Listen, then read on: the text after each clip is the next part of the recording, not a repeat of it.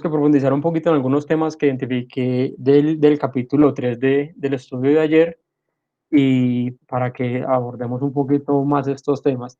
Eh, digamos que en la primera parte, para todos ya es claro que no se trata de tanto conocimiento que yo tenga respecto a la palabra, eh, sino realmente cuánto me ha permitido Dios y qué tan diligente he sido yo en poner por obra esa palabra y afianzarla en mi vida, ¿sí? Para que pueda ser una persona madura en la fe, madura espiritualmente.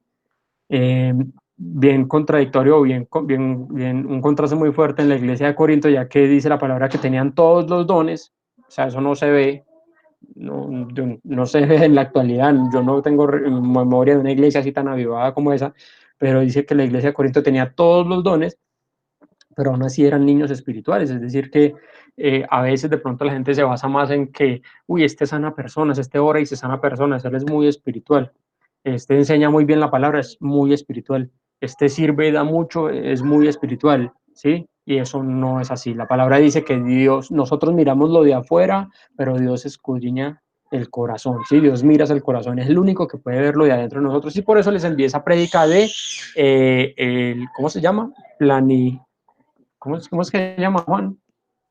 Planópolis. Planópolis, ¿sí la vieron o no la vieron?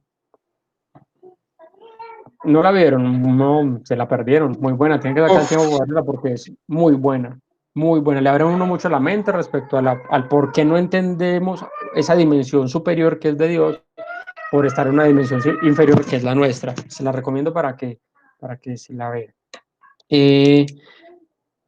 Entonces no se trata de pronto tanto de las manifestaciones externas, sino que depende de la relación que yo tenga con Dios. ¿Listo? Como les contaba también acerca de los testimonios de los satánicos, con el católico y con el cristiano, no se trata de la religión incluso, aunque las religiones tienen cosas que no son todas propiamente respecto a la Biblia, pero depende de la relación y la devoción de cada persona con Dios. ¿Listo? Segundo punto, bueno, si alguien va teniendo alguna inquietud, levanta la mano, hace bulla, me silba, cualquier vaina, listo. Segundo punto, eh, Pablo habla acerca del fundamento que es Jesucristo, y ese es un tema bien profundo, es un tema fundamental en el tema de la doctrina cristiana, ¿sí? Es fundamental porque cuando la Biblia nos enseña que Jesucristo es el fundamento, nos dice que no hay nada más fuera de él. Respecto a la divinidad, a la deidad de Dios, no hay nada más fuera de él. ¿Sí? Ningún otro profeta, ningún otro santo, ningún otro sacerdote, rey, gobernador, ministro, cura, papa, pastor, ningún otro título que por medio del cual nosotros podamos tener acceso a la presencia de Dios. Ninguno. Y eso es bíblico. El problema con este tipo de enseñanzas es que cuando traemos una idea de nuestra cultura religiosa, chocamos con eso. Y a veces cuando yo me arrodillaba y le oraba a la Virgen, por ejemplo, y me doy cuenta que la Biblia dice que solamente Jesucristo, por medio de él tenemos acceso al Padre, yo digo, ¿y esto cómo es que funciona? ¿Por qué tanta gente se arrodilla ante cualquier otro santo, San Antonio, San Pablo, San Pedro, cualquier otra cosa, si la Biblia dice algo diferente? ¿Sí? Entonces vamos a ver algunos pasajes respecto a Cristo como el fundamento. Miremos lo que dice Colosenses 1 del 18 al 20. Colosenses 1 del 18 al 20. Hablando de Jesucristo dice, y Él es la cabeza del cuerpo que es la iglesia. Ya hemos visto en el libro de Romanos que Pablo nos describe como parte de un cuerpo, que somos cada uno miembros funcionales, así que debemos buscar la forma de ser útiles para la obra para la cual fue constituido ese cuerpo. Dice, y Él, hablando de Jesucristo, es la cabeza del cuerpo que es la iglesia. Él que es el principio, el primogénito de entre los muertos, para que en todo tenga preeminencia, en todo. Él está por encima de todo, es el primero en todo. La Biblia dice que Él es el primero y el último, ¿sí? Pero el primero, cuando uno habla del primero y el último, tiene que hacer referencias al tiempo, en la dimensión en la que nosotros estamos. Dios habita en la eternidad no existe el tiempo. ¿Cuánto dura una eternidad? Si alguien describe la eternidad como una cantidad de tiempo, ya no es eternidad, porque ya hay una cantidad finita y la eternidad es infinita. Eh, y cuando la Biblia dice que Jesucristo es el primogénito, de que es el principio y el fin, quiere decir que nuestra vida empieza con Jesucristo y nuestra vida termina con Jesucristo. La Biblia dice que por Él y para Él fueron hechas todas las cosas, entre esas nosotros, ¿sí? Así que Él es nuestro creador y para Él fuimos creados. Así que Él es nuestro principio y nuestro fin. Y nosotros, si Él es el primero y el último, nosotros estamos en el medio. ¿Dónde? En el tiempo. Hay un detalle bien particular respecto al tiempo y respecto a la creación de Dios que se maneja en los estudios de apologética, y es que la ciencia afirma que nosotros o el universo está en medio de una expansión fruto de una gran explosión, ¿sí? Es decir, que todos los planetas se están separando, las galaxias se están separando porque estamos en una onda expansiva, fruto de una explosión. También dicen los científicos que en unos cuantos millones de años ya la vida que conocemos no va a ser viable, no va a ser posible, porque las condiciones van a haber cambiado de tal manera que ya la vida que nosotros conocemos no se va a poder conservar. Así que esto significa que nosotros, Dios estableció un momento de la historia del universo, un momento dentro del tiempo del universo en el cual era viable la vida para crearnos a nosotros, permitir la vida de la raza humana y luego recogernos y se acabó el asunto. Porque la vida como está constituida, es decir, dice la Biblia que para Dios 1000 años, un día son como 1000 años y 1000 años son como un día. Así que cuando dice la Biblia en el Génesis que Dios el primer día creó los cielos y la tierra, uno dice, pues ¿cómo así que en un día los cielos y la tierra? Si la ciencia dice que se demoró millones y millones y millones de años para.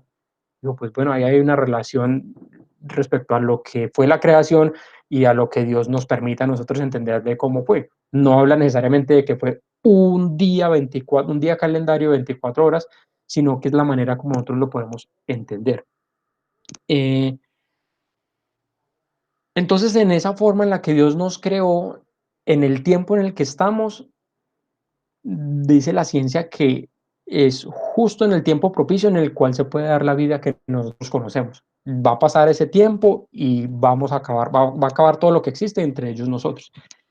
Entonces es curioso cómo la Biblia coincide exactamente con la forma como la ciencia percibe el universo y cómo realmente nosotros en algún momento ya no vamos a poder estar aquí. Es decir, que eso está en pro o a favor de lo que significa el rapto de la iglesia y de toda la obra que describe la Biblia acerca de la creación.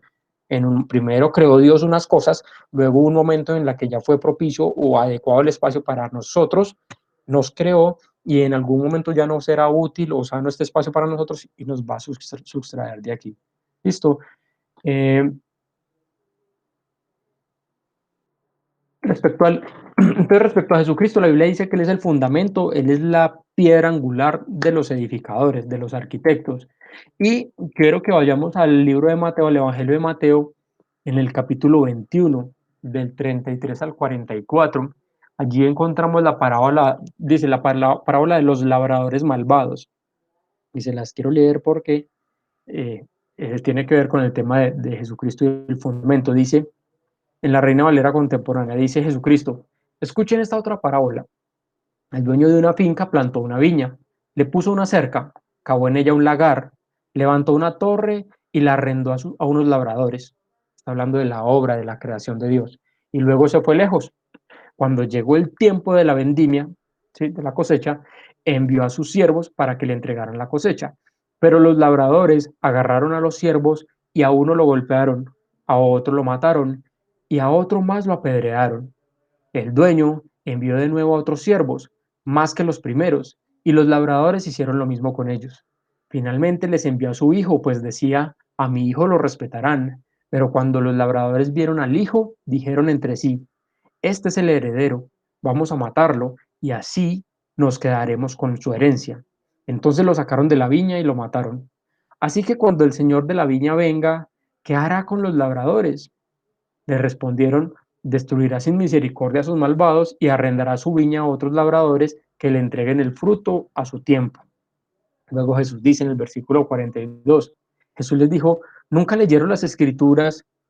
La piedra que desecharon los constructores ha venido a ser la piedra angular y esto lo ha hecho el Señor y a nuestros ojos es una maravilla. Por tanto, les digo que el reino de Dios les será quitado a ustedes. Está hablando con los fariseos y los sacerdotes y les dice, para dárselo a gente que produzca los frutos que deben dar. Luego dice, el que caiga sobre esta piedra será quebrantado, y aquel sobre quien ella caiga quedará desmenuzado. Y pues ellos dice la palabra que ellos entendieron que hacía referencia a ellos, de que el reino de Dios les iba a ser quitados a ellos porque no produjeron los frutos que debían dar con el terreno que se les dio. Y además que no fueron fieles a la hora de entregar. En una parábola resume toda la historia de los profetas, de la obra de Jesucristo y de la obra de Dios. Cómo fue la creación, cómo les dio el Señor unos terrenos, unas facultades al pueblo de Israel para que produjera los frutos que él quería, y cómo ellos simplemente no obedecieron y acabaron con todo, incluso con el mismo hijo. Entonces el reino fue quitado y ahora nos fue dado a nosotros, que somos los gentiles. Listo, y habla de la piedra angular que es Jesucristo. Dice, aquí el que caiga sobre esta roca será quebrantado, pero sobre el quien la roca caiga se quedará despedazado. Nosotros, afortunadamente, somos de los que caemos sobre la roca, ¿sí? Somos quebrantados entonces en nuestro espíritu y somos destruidos como menciona la Biblia, que somos barro y que Dios nos destruye para volvernos a construir, pero hay otros que finalmente terminan pagando las consecuencias de su desobediencia y sobre estos es a quien hace la Biblia referencia cuando dice que sobre quien caiga esta piedra quedará despedazado. ¿Listo? Eh, Dice, dice en otro pasaje, Juan 14, del 1 al 10, no lo vamos a leer todo, pero Jesucristo está hablando con sus discípulos y les explica que él ya se va a ir y que ellos conocen el camino hacia donde él va. Felipe les dice que no conocen el camino y ahí es donde le dice que él es el camino, él es la verdad y la vida. Entonces Felipe dice en el versículo 8, Felipe le dijo, Señor, muéstranos al Padre, con eso nos basta. Jesús le dijo, hace ya tanto tiempo que estoy con ustedes y tú, Felipe, no me has conocido. El que me ha visto a mí, ha visto al Padre. ¿Cómo entonces dices, muéstrame al Padre? ¿No crees que yo estoy en el Padre y que el Padre está en mí? Las palabras que yo les hablo no las hablo por mi propia cuenta, sino que el Padre que vive en mí es quien hace las obras. Esto, digamos que es muy interesante porque Jesucristo dice que o entendemos que por medio de la obra de Jesucristo nosotros tenemos acceso al Padre, ¿sí? Pero Jesucristo dice que cuando lo vemos a Él, vemos al Padre. Es decir, que en Él habita toda la plenitud de Dios. Y eso es lo que dice otro versículo más adelante, otro pasaje que vamos a ver más adelante, que en Jesucristo habita toda la plenitud de Dios. Así que si nosotros tenemos acceso a la presencia de Dios, ¿por qué buscar otro intermediario diferente a Jesucristo? Jesucristo está diciendo, tanto tiempo he estado entre ustedes y aún no me conoces. O sea, ¿cómo así? Usted es el que es. O sea, usted es el propio, el duro, el que estamos esperando, el que buscamos todos los días. El que me ha visto a mí, ha visto al Padre. Así que no hay otra forma de que yo conozca a Dios si no es por medio de Jesucristo. Cualquier cosa que yo quiera conocer sobre Dios, tengo que verlo por medio de Jesucristo. ¿Listo? No sé cualquier inquietud que le haya surgido a usted, ya le doy la palabra, cualquier inquietud que le haya surgido a usted respecto a Dios, pero todo lo encontramos por medio de Él. ¿Cómo obra Dios en esto? ¿Cómo piensa Dios respecto a esto? ¿Cómo hará con esto? Todo es por medio de Jesucristo. Incluso les había dicho en uno de los estudios que cuando encontráramos dudas o encontráramos cosas muy raras en las cartas de ahí en adelante, en los demás libros después de los evangelios, volviéramos a los evangelios, volviéramos a Jesucristo, porque Él nos da realmente una visión un poco más clara respecto a eso que no nos cuadra por ahí más adelante. Diego. Entonces aquí tenemos claro que la roca es Jesucristo, ¿cierto? Sí. Esos son los cimientos. ¿Cuáles son los Sí. materiales que debemos utilizar para los materiales correctos? O sea, pues haciendo una, ¿cómo se llama eso? ¿Es una comparación o una metáfora? Eso, una analogía. Esa analogía que está haciendo él, esa analogía él está haciendo, entonces, aterrizándolo, ¿a qué se refiere él con el oro, con la plata? ¿Cuál es ese material correcto con el que debemos construir sobre esa base correcta? Es una buena pregunta, pero no sé la respuesta. En detalle no sé la respuesta. Tengo que averiguarlo. O si no sé si Rubén o Juan lo saben, pero no conozco la respuesta. Habla de la calidad y de la pureza de las obras, ¿sí? La calidad y pureza del oro, de la plata y de las piedras, pero no conozco en detalle la referencia, el significado de cada uno. Yo una vez Listo. alguien me comentó sobre eso, y eso referencia como a ciertas virtudes, como tiene que ver mucho en relación con la convicción. Sí, Pero escuché no recuerdo, eso está escrito, pues según lo que me dijo la persona que me estuvo explicando eso, que eso es más que todo una metáfora para hacer referencia a, pero de resto, o sea, como también comparto la Jaime explícitamente o detalladamente, no sé cómo explicar eso ahí. ¿Qué dice Diego? Porque lo que yo leo es que es la palabra de Dios. Que Sí, aquí sino están que cuando él hace utilizando, pues que diferencia, Pablo siempre ha utilizado la palabra de Dios es como el elemento clave.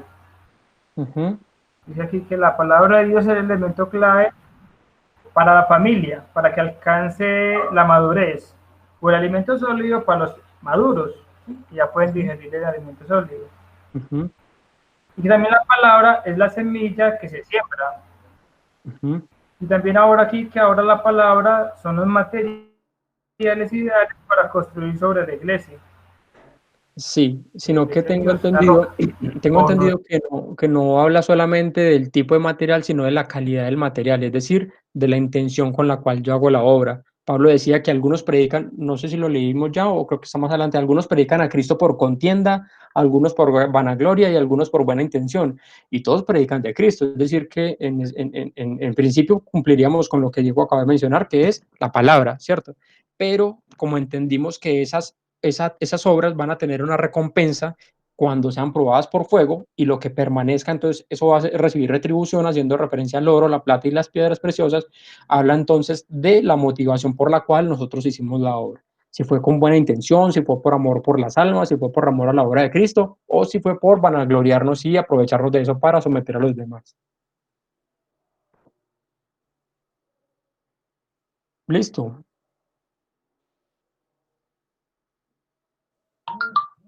Ok, bueno. Jesucristo entonces, en Jesucristo entonces encontramos el reflejo del Padre. Listo. Vamos a otra parte en la carta a los Filipenses, Filipenses 2 del 4 al 11. Dice del versículo 5 en adelante, Filipenses 2 del 4 al 11, dice, haya pues en vosotros este sentir que hubo también en Cristo Jesús.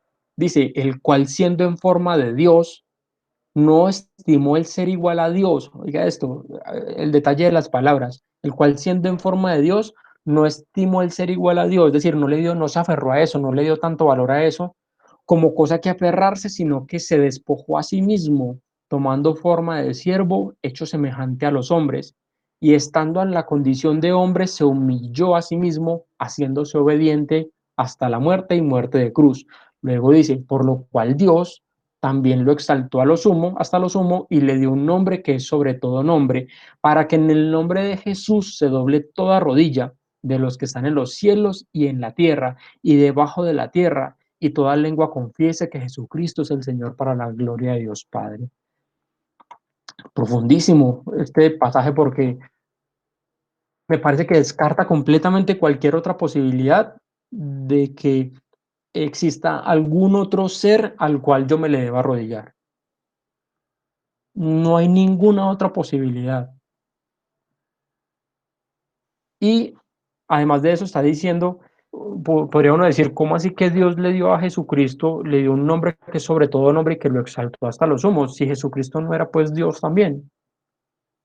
Pues hay que entender de que Jesucristo se despojó a sí mismo de su naturaleza divina y que habitó entre nosotros como un hombre, ¿sí? Era el Hijo de Dios, pero sin su divinidad.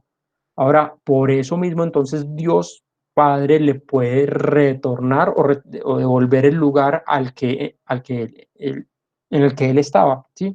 Que le pertenecía. Hay un pasaje en el que Jesucristo dice, Padre, glorifícame con la gloria que tuve contigo antes de la creación. Y hay algunas sectas que consideran que Jesucristo, pues si bien es el Hijo de Dios, es un profeta, no es propiamente Dios, ¿sí? Y resulta que hay un pasaje que dice que Dios no comparte su gloria con nadie. Dios no comparte su gloria con nadie. Incluso en el libro de Deuteronomio es donde se habla acerca de las imágenes. Dice, dice, dice en el libro del Éxodo 24, dice, no te hagas ninguna clase de ídolo ni imagen de ninguna cosa que está en los cielos, ni en la tierra o en el mar. No te inclines ante ellos ni les rindas culto, porque yo, el Señor tu Dios, soy Dios celoso, que no tolerará que entregues tu corazón a otros dioses. ¿Sí? Hay otro pasaje en el que explícitamente dice Dios que es un Dios celoso y que no comparte su gloria con nadie. Ahora, si Dios no comparte su gloria con nadie, ¿cómo puede Jesucristo decir, Padre, glorifícame con la gloria que tuve contigo desde antes de la creación? ¿Y cómo puede el libro de Apocalipsis decir que Juan decía que oía que lo que estaba en el cielo, en la tierra y debajo de la tierra daban gloria al que estaba sentado en el trono y al Cordero, hablando de Jesucristo? Si Dios no comparte su gloria con nadie, entonces o el primer versículo miente o el libro de Apocalipsis miente. Entonces Dios sí finalmente comparte su gloria. O la única forma en que no comparta su gloria es que Jesucristo sea uno con el Padre y uno con el Espíritu. Así no hay necesidad de compartir su gloria, ¿sí? Entonces esto derriba cualquier otra posibilidad, al menos bíblicamente, de que Jesucristo era un hombre más, un hombre bueno, con muy buenos principios, al que deberíamos creerles, pero tampoco a la hora, al punto de arrodillarnos a él y adorarlo como si fuera pues qué cosa, ¿cierto? Queda totalmente descartado, al menos desde el punto de vista bíblico, y así lo creemos y así lo reconocemos. Listo, dice que por lo cual Dios también lo exaltó hasta lo sumo. A lo sumo significa lo máximo, es decir, que no hay nada más por encima de él. ¿Te has escuchado el dicho por ahí popular que dice que por encima de Dios no vive nadie? ¿Sí? Ahí está el versículo, dice, Dios lo exaltó hasta lo sumo, no hay nada más por encima de él. Y le dio un nombre que es sobre todo nombre, es decir, todo lo que tenga nombre hacia abajo está de Jesucristo. Dice, para que en el nombre de Jesús se doble toda rodilla de los que están en el cielo y en la tierra y debajo de la tierra. Hay una versión que dice, para que toda lengua confiese que Jesucristo es el Señor. Y esto significa que toda la humanidad va a tener que reconocer en algún momento de su historia, va a ser en ese momento en que estemos ante la presencia de Dios, que Jesucristo es el Señor. Algunos con toda la voluntad del mundo y otros a regañadientes y de muy mala voluntad. Pero todos tendremos que reconocer en algún momento que Jesucristo es el Señor. Listo. Eh, dice 2 Corintios 5, del 18 al 19. Dice, y todo esto proviene, está hablando de una cantidad de características, dice, y todo esto proviene de Dios, quien nos reconcilió consigo mismo por Cristo y nos dio el ministerio de la reconciliación. Dice que Dios estaba en Cristo reconciliando consigo al mundo, no tomándoles en cuenta a los hombres sus pecados, y nos encargó a nosotros la palabra de reconciliación. Dios estaba en Jesucristo. Alguien dice, pero es que muy fácil, yo mando a otro y que pague y listo, yo sin problema, pero la palabra dice que Dios estaba en Cristo reconciliando con Él mismo al mundo. Esto es pues bien contradictorio porque normalmente si a uno lo ofende, uno dice, pues espera que me quedo aquí esperando a que vengan y me pidan disculpas, al menos pues que me dé la cara. Pero la palabra dice que Dios siendo el ofendido en Jesucristo estaba reconciliándonos a nosotros con Él, porque entendía o sabe que por fuera de Él todos moriremos. Todos morimos, todos estamos muertos, todos vivimos condenados. Así que por amor y misericordia decide venir por nosotros para que nosotros nuevamente tengamos una relación con Él. ¿Listo? Entonces, digamos que esto se los menciono, en algún momento puede que usted ya tenga cierto nivel de convicción respecto a esto, pero en algún momento Dios le va a colocar alguna persona que le dice, es que Dios es muy malvado, es que Dios, si Dios es tan bueno, ¿por qué no viene y arregla todo esto? ¿Por qué hay tantos niños en la calle? ¿Por qué hay tantas mujeres violadas, tantos niños abusados? ¿Por qué Dios, si es bueno, no hace todo esto? Dios ya hizo lo que debía hacer y más. Lo que debía hacer por ser Dios es quedarse a esperar a que su hijo reconozca su pecado, su falta y vuelva y le pida perdón. Pero fue e hizo más, vino por nosotros para pagar la deuda que solo podíamos, que solo era, que solo estaba en contra de nosotros. Regala un momento, conecto el cargador del televisor, del portátil, por.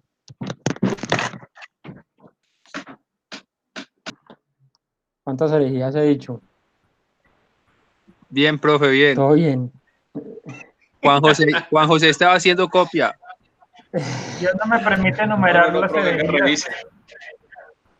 No alcanza a numerar las herejías. Dios no me lo permite. Una vez Jaime Dice le libro- dijo hereje al man de Cruz. Sí. ¿A cuál? Después charlamos de eso. Ya nos va a acabar el tiempo.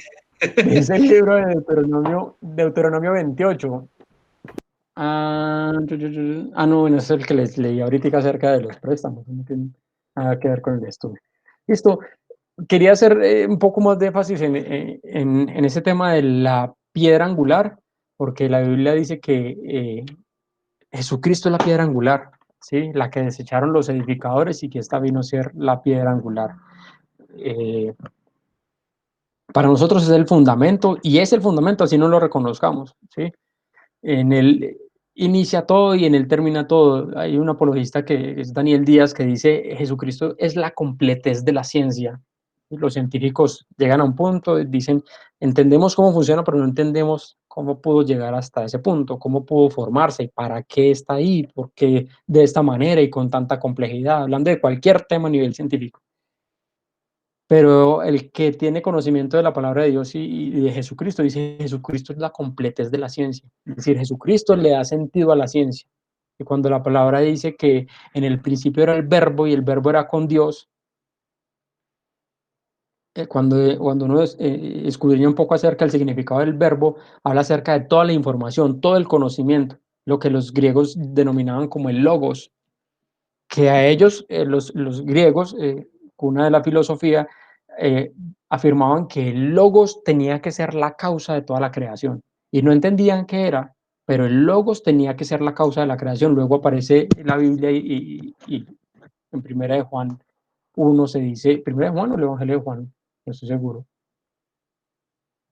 En Juan 1. Juan 1:1, que se dice que Jesucristo era el verbo, que en el principio era el verbo, y cuando usa la palabra en el principio está haciendo referencia no al principio del tiempo, sino en el principio sin principio, porque utiliza una palabra diferente. En el principio sin principio habla del que es eterno, del que En no tuvo realidad un es la misma inicio. palabra, Jaime. ¿Cuál?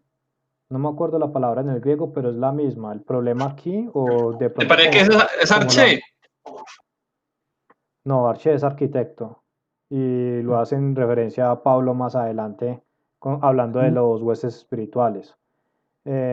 Aquí la que están utilizando es el principio, sino que como sabemos que la Biblia fue escrita, o al menos el Nuevo Testamento fue escrito como en 3 o 4 griegos, el jónico, el ático, el tolemaico.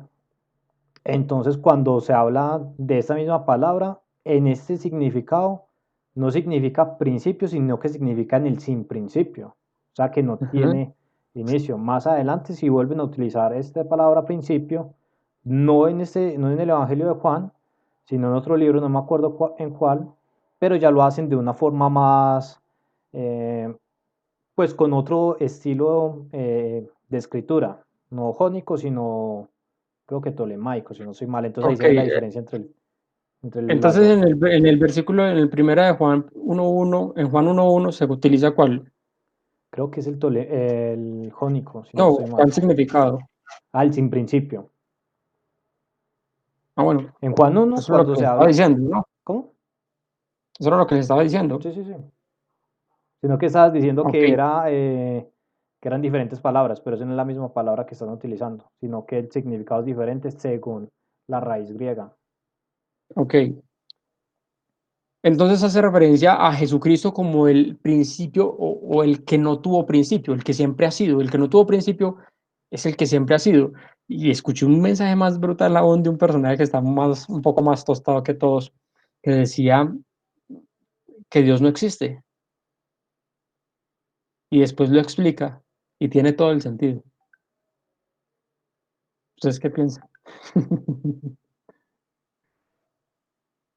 problema es que estamos acostumbrados a ver todo material, todo físico, es por eso que de pronto aquí, resaltando un poquito a los No, católicos, ellos ven o ellos no pueden conceder adorar a un Dios que no pueden ver, ¿cierto? Ellos necesitan la imagen de que el Señor de los Milagros, que una virgen de allí, que una virgen de allá, que el divino niño, cuando ni siquiera se tienen imágenes de Jesús cuando era pequeño. Entonces, como no somos capaces de reconocer a un Dios o adorar al Dios que no podemos ver, entonces empezamos a crear ese tipo de imágenes. Pero en esta mera existencia, pues no sé, de pronto esa mera existencia, pues físicamente no lo vemos, pero la existencia de Dios no se limita a nuestra propia existencia. O sea, nosotros ok, dejamos de existir, pero Dios aún así va a seguir existiendo. ok, listo. Esa es la postura de Rubencho. ¿Qué dice Diego? ¿Qué dice Juan? ¿Qué dice Juan David? O Daniel. Creo que ya lleva Daniel. Yo creo que eso es, sí es complejo, digamos, el tema de existencia. Ujú, Digamos, cuando uno habla de un invento, diría uno que no existía hasta que lo crearon, más sin embargo, todas sus partes ya estaban. ujú, Ejemplo, diríamos que la rueda no existía hasta que la crearon, pero ujú, circunferencias con formas de rueda, rocas con formas de rueda o así ya existían. Entonces uno diría que Dios no existe porque el conocimiento que tiene uno, el poco conocimiento que tiene uno, no le brinda hasta llegar al punto de decir, no, es que algo infinito puede existir. ujú. Pero en contraposición uno dice, algo infinito no puede existir, pero si algo tiene un final, ¿qué sigue después del final?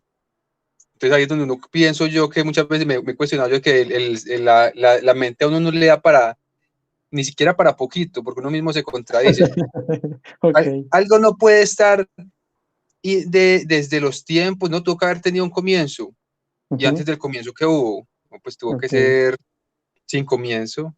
Entonces me Ujú, imagino que también así con respecto a eso podría uno decir, Dios no existe, sí, Dios no existe, como para uno demostrarlo, no, pues imposible, no puede uno demostrar y día por día se hacen inventos porque en la cabeza de uno no cabe lo que va a existir dentro de 5 o 10 años, como no existía hace 30, 40 años, no existía lo que hoy existe, digamos, Internet, que ujú, el celular, viéndonos todos acá, hasta hace 2 años no sabíamos que iba a existir todo lo que existe hoy en día, no nos imaginábamos que iba a existir un ujú. virus, una cosita que en la cabeza de uno que va a caber cómo va a existir Dios. O sea, como quien dice, si yo no lo creo, no existe.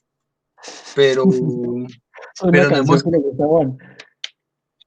pero no hemos creado ni la primera, ni el primer pajarito, ni la primera mosca.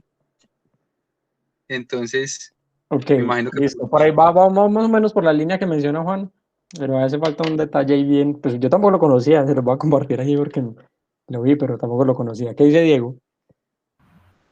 Lo mismo que va a decir usted. ¿Qué va a decir yo? ¿Qué dice Juan José? Pues ahorita escuchando a Juan David, pues tiene razón, uno no le da la cabeza o la mente no tiene la capacidad para comprender o para comprender o analizar ese ser, ¿cierto? Ujú, Tanto es así que eso eso nos conduce a la ley causa-efecto, ¿cierto? La causa debe ser mayor pues, que el efecto que da como resultado, ¿cierto? Es como por decir, creo que Jaime vio este video y creo que vio este ejemplo. Yo voy a hacer un muñequito de plastilina y palitos. ujú, O sea, yo por ser esa causa, o sea, ese ser que realiza ese muñequito de plastilina y palitos, yo no me voy a limitar a las leyes físicas de la plastilina y los palitos, ¿cierto? ujú. Y por ser ese efecto no tiene la capacidad de tener las leyes físicas que yo tengo, ¿cierto?